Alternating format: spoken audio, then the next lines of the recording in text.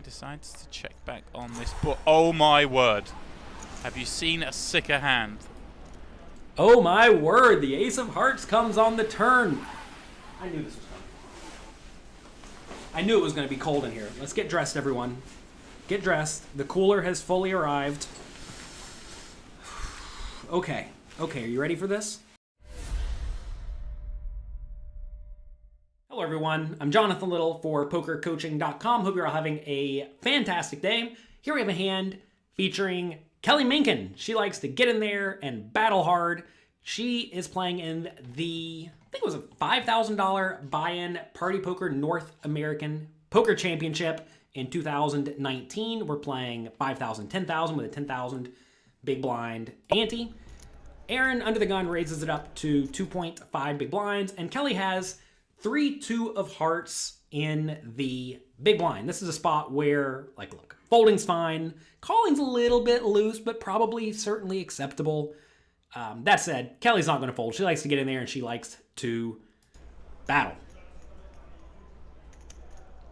So she does make the call.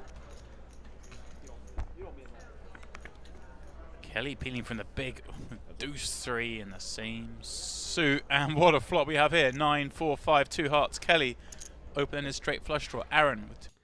All right. Flop comes 9, 5, 4, 2 hearts, giving Kelly a flush draw and an open-ended straight draw. The problem, though, is that she is against a better flush draw. Aaron has king jack of hearts for the king high flush draw. So when Kelly checks the flop, and you're in Aaron's shoes playing effectively 62 big blinds deep, in this scenario, I want you to ask what you should do. This is a very common spot that comes up very frequently, and you want to make sure you are not messing this scenario up. So I want you to pause the video and write in the comment section below what you would do with this king jack of hearts 62 big blinds deep. Would you check it back? Would you bet small, like 20,000? Would you bet medium, like 40,000? Or would you bet big, like 60,000? Go ahead, pause the video, and write it in the comment section below.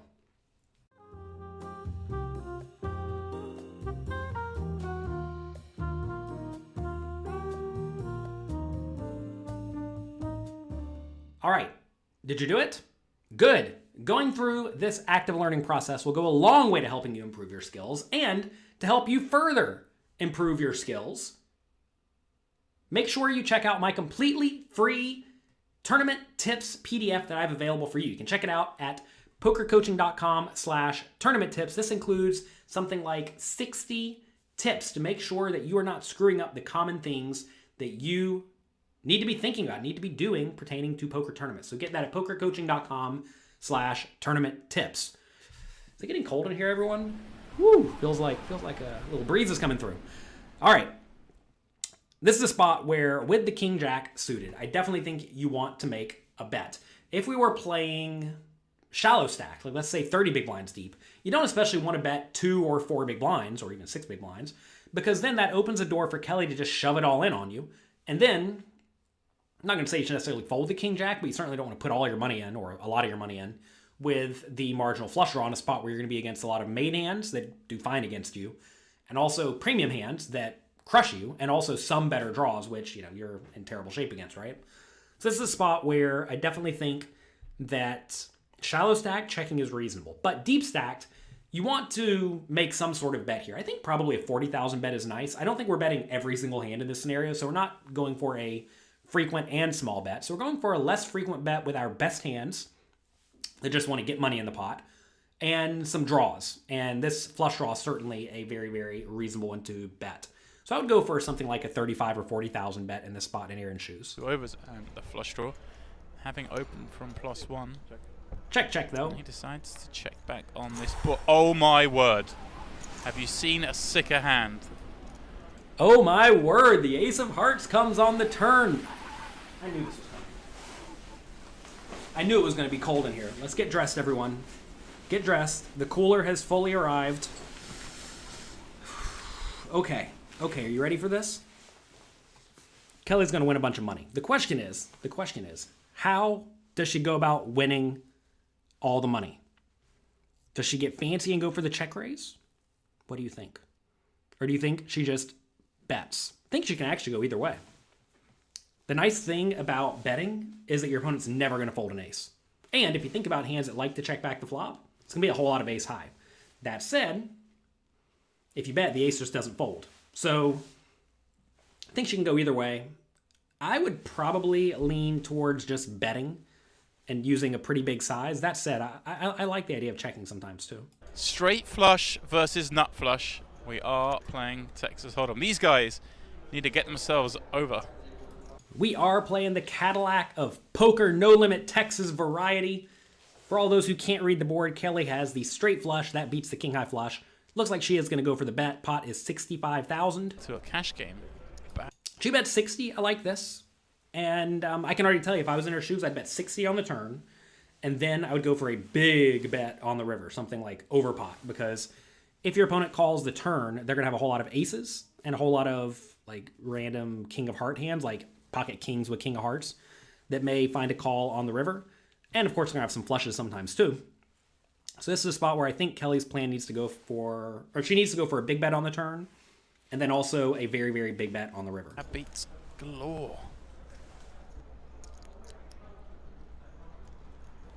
60k bet from Kelly into Aaron, who now holds the nuts. And he's bet 60.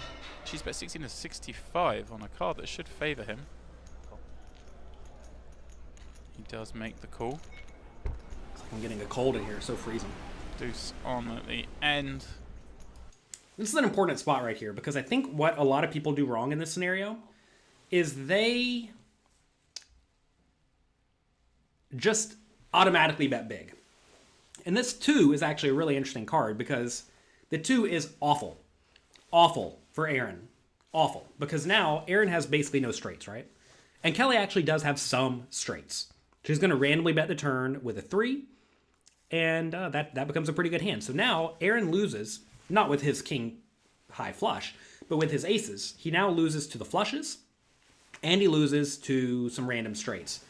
So for that reason, I think Kelly needs to actually go for a smaller bet. On a more blank river, like any non-flush card that doesn't put a straight up on the board, or an additional straight up on the board, I definitely think a big bet would make sense for Kelly, but now I think she actually has to go a little bit smaller, which is a bit of a bummer, really, because she wants to make sure the ace calls, and if you start betting really big on this particular river, a 2 or a 3 river, I do think the ace, queen, ace, jack, ace 10 type hands will start folding out if you go gigantic. That said, I do think she should still bet pretty big. Also, this is definitely not a spot to get fancy and check. Checking would be a disaster, like a super disaster.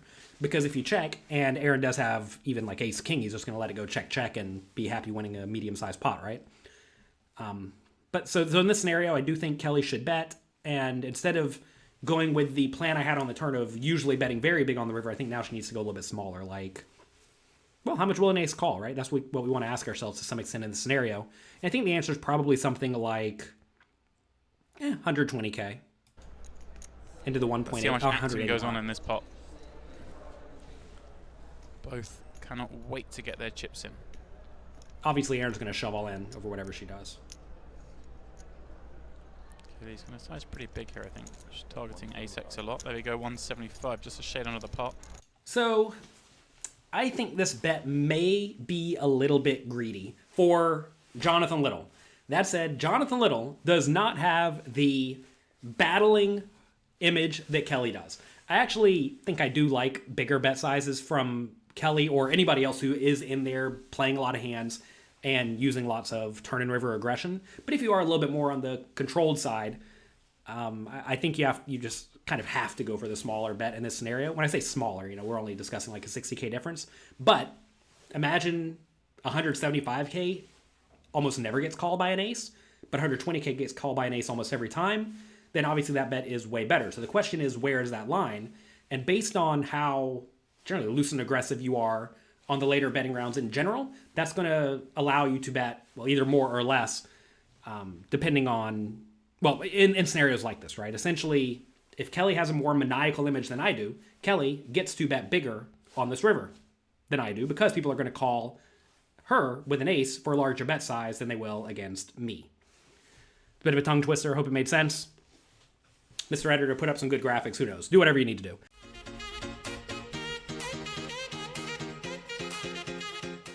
All right.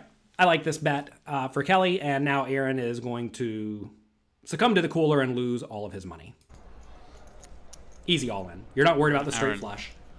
I can see the people in the YouTube comments below going nuts. She has a straight flush. Why would you raise? Why would you raise if she has a straight flush? Aaron doesn't know what cards his opponents have. That's not how this game works. Damn!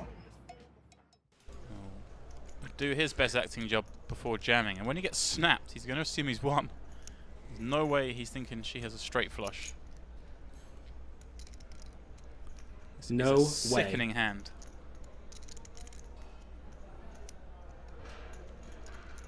Does he ever just call? If he's really, really nitty, he may call. Does Kelly have a bad poker face? No, seems like a good poker face. Goodbye, Aaron. He does move it all in. She gets it in.